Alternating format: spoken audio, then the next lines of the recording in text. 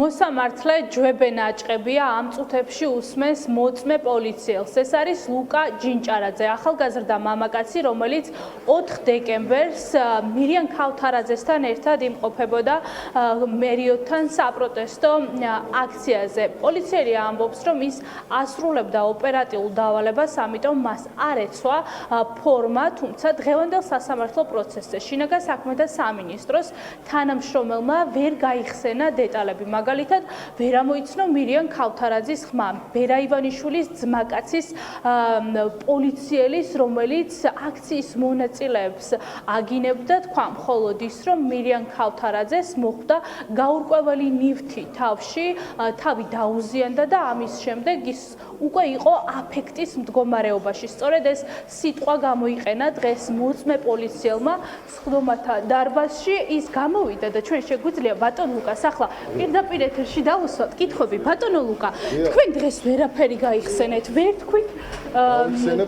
აბა რა გაიხსენეთ? მაგალითად მითხარით, ფორმა არ გეცვათ. ფორმა არ გეცვათ, ხო ესეა? თქვენთან არ ვაპირებ შეკითხვების გაცემას, რაც საჭირო იყო სასამართლოზე ვისაუბრეთ.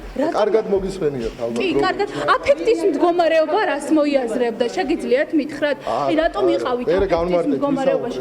ასე პოლიცია ყოფილა აფექტის მდგომარეობაში. ასე თქვით, თქვენ სხდომათა დარბაზში აფექტის მდგომარეობაში ვიყავიო და ნახეთ, ვერც მირიან ქავთარაძის გინება გაიგეთ.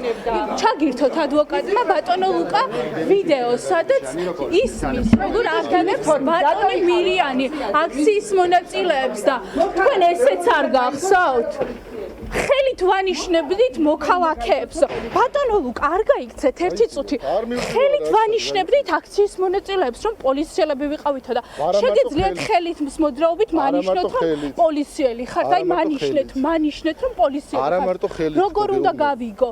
როგორ გავიგო, რომ პოლიციელი ხართ? მითხარით, სამოქალაქო ფორმაში ჩაცმულები პირბადეებით იყავით.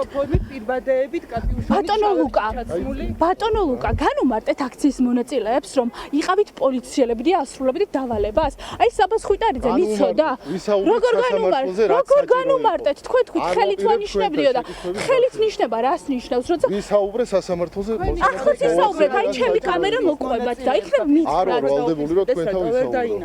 დაიწე გამატარე რა თქმა უნდა. ეს არის მოწმე პოლიციელი ლუკა ჯინჭარაძე, მირიან ქავთარაძის საქმის ოქროს მოწმეა. ეს ყმაწვილი, როგორც გესმით, მან დეტალები ვერ გაიხსენა.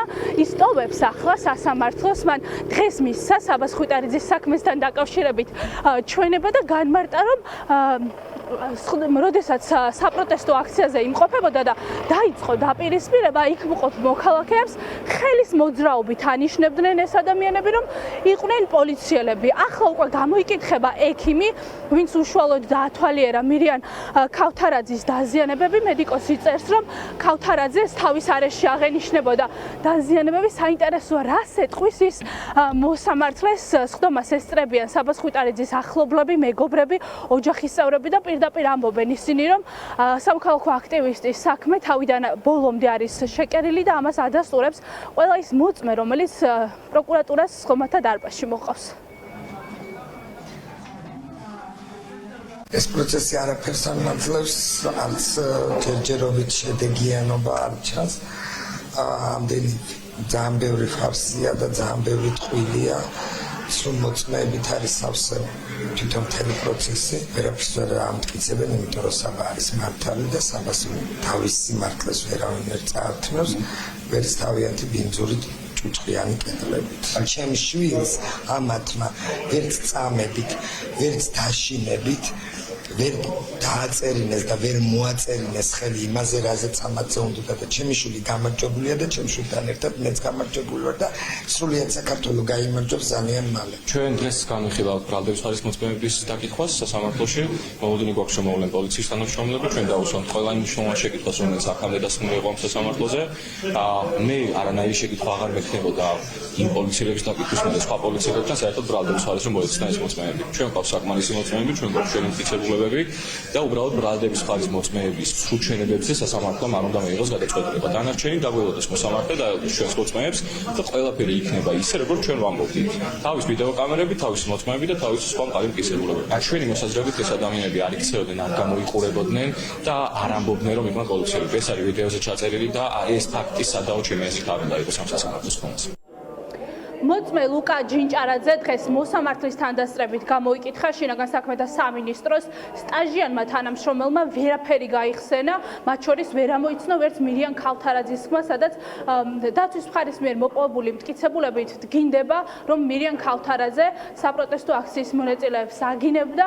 ამავდროულად დღეს მოწმემ განმარტა, რომ აქციის მონაწილეებს, რომლებიც იმყოფებოდნენ ადგილზე, ხელის მოძრაობით ანიშნებდნენ, რომ იყვნენ პოლიციელები. ეს მოძრაობა მოწმე პოლიციელმა ვერ გაიხსენა.